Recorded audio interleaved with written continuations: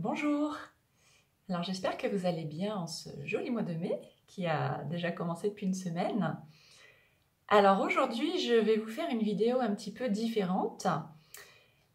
Comment j'en suis arrivée au yoga de la voix. Donc quelle est, on va dire, mon expertise par rapport à la voix.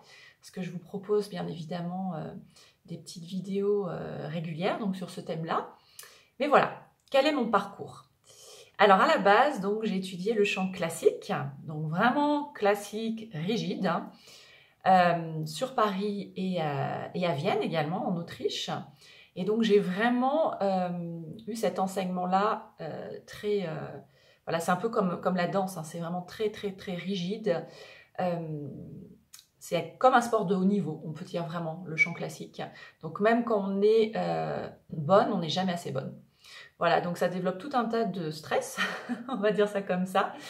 Et en fin de compte, j'en étais arrivée à chanter avec ma tête. J'avais tellement peur de faire une fausse note, j'étais devenue une machine à vocalise. Et c'était vraiment très très dur. Et j'en avais même perdu l'amour de la musique, l'amour du chant, qui avait fait que j'avais cette vocation et que je voulais vraiment faire carrière là-dedans. Et du coup, qu'est-ce qui s'est fait? Ce qui s'est passé, c'est que mon corps s'est un petit peu déconnecté, on va dire, de ma tête, et j'ai commencé à avoir des problèmes de santé, donc comme beaucoup. Donc beaucoup de soucis au niveau de mon dos, au niveau de mon système digestif, au niveau du stress, et j'étais complètement déconnectée. Donc ce qui m'a permis de rechercher moi-même, hein, de faire des recherches sur différentes méthodes. Qu'est-ce qui pourrait m'aider à aller mieux? Alors évidemment des approches thérapeutiques classiques, mais également un petit peu plus complémentaires. Vraiment, j'ai découvert des techniques vraiment très très intéressantes, et notamment le yoga et la méditation.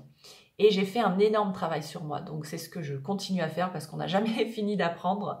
Donc j'enlève des couches et des couches et des couches depuis à peu près une vingtaine d'années. Voilà, donc c'est très très exigeant, mais en fin de compte, ça m'a vraiment permis d'aller à la rencontre de moi-même, de mes ombres, et d'aller vers cette recherche de bien-être, tout simplement de se reconnecter avec son corps.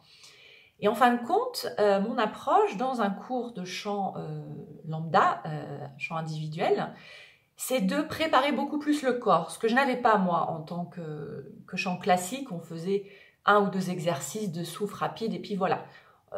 Le professeur n'en avait rien à faire de savoir quel était notre état émotionnel, si on se sentait bien, si on se sentait stressé ou pas. Donc forcément, on allait un petit peu la boule au ventre et puis il fallait que ça marche, quoi.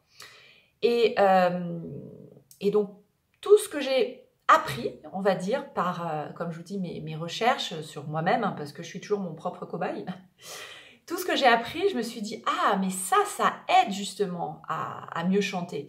Et je me suis formée à Alfred Tomati, j'ai fait moi-même des sessions pour voir.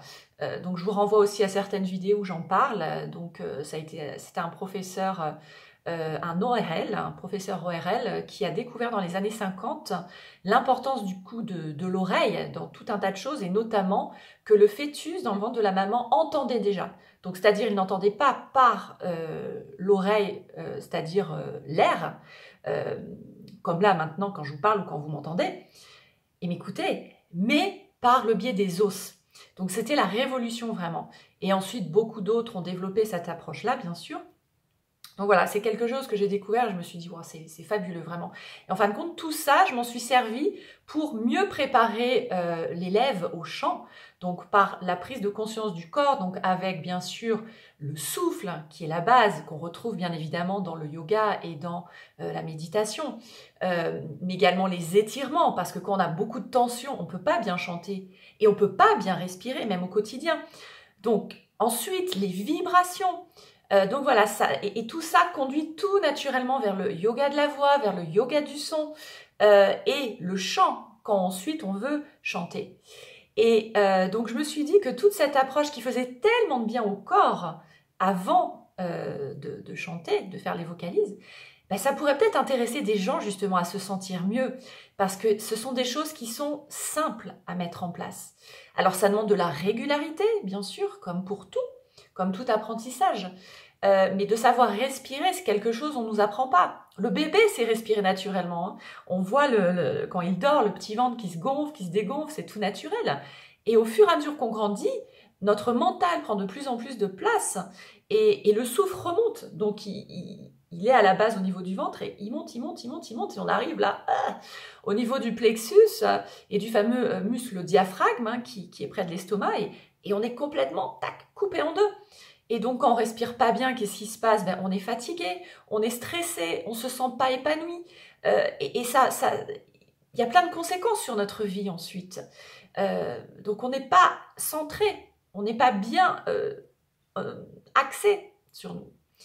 Et donc, je me suis dit, je voudrais vraiment aider les gens à se sentir mieux parce que souvent, on a l'impression que c'est un iceberg, les problèmes qu'on a, alors que si on modifie quelques petites choses très simples au fur et à mesure, on peut déjà se sentir mieux. Alors, bien évidemment, je ne dis pas que c'est suffisant, mais quand même, toutes les petites vidéos que je vous propose sur cette chaîne depuis plus de 2 ans, c'est fait pour que vous puissiez trouver des outils, des ressources pour...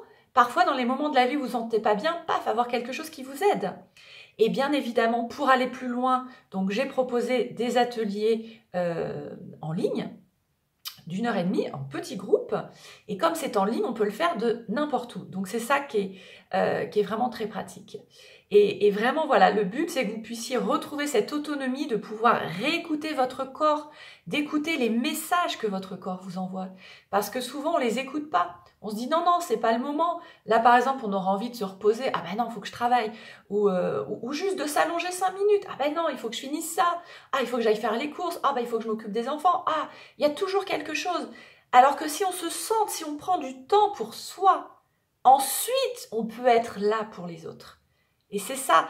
Et on nous a souvent dit voilà, que les autres étaient plus importants que nous. Ben non, les autres sont comme nous. Il faut s'aimer soi-même comme les autres. Donc, c'est prendre du temps pour soi. Et après, bien sûr, chacun a son chemin. Donc, mais en tout cas, voilà, moi, c'est vraiment mon optique, mon intention de vous aider à vous sentir mieux dans votre corps et dans votre tête. Et donc, Céline Boiteux, qui est coach et ancienne infirmière, a eu la gentillesse donc de m'interviewer. Et donc, je vais vous mettre le lien en dessous, sous la vidéo. Et elle a une émission qui s'appelle « Oui, c'est possible », qui est une très belle émission. C'est-à-dire qu'elle interviewe des gens qu'elle trouve inspirants, qui sont allés jusqu'au bout de leurs rêves. Alors, il y a des gens connus et inconnus. Donc moi, bien sûr, je fais partie de la catégorie des gens inconnus. et vraiment, il y a des très très belles interviews. Je vous invite vraiment à vous abonner à sa chaîne.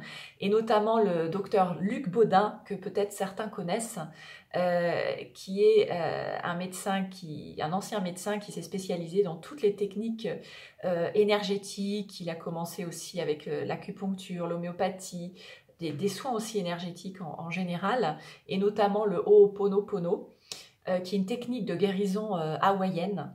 Et voilà, c'est vraiment une très belle personne aussi, très très inspirante. Donc voilà, donc Céline, elle sort à peu près toutes les semaines une nouvelle vidéo. Et ce sont une interview, mais ce sont, comment dire, c'est très naturel, c'est comme une discussion. Et voilà, donc n'hésitez pas à aller écouter cette vidéo si vous voulez en savoir un petit peu plus en détail sur mon parcours. En tout cas, je vous remercie beaucoup pour ceux qui vous êtes abonnés de me suivre. Et puis pour les nouveaux, n'hésitez pas à vous abonner en dessous, la petite cloche de la vidéo. Et j'essaie de sortir à peu près toutes les 2 semaines une vidéo également pour une petite capsule, comme j'appelle ça, pour vous inspirer. Voilà, écoutez, je vous souhaite le meilleur dans ce joli mois de mai et je vous dis à très bientôt.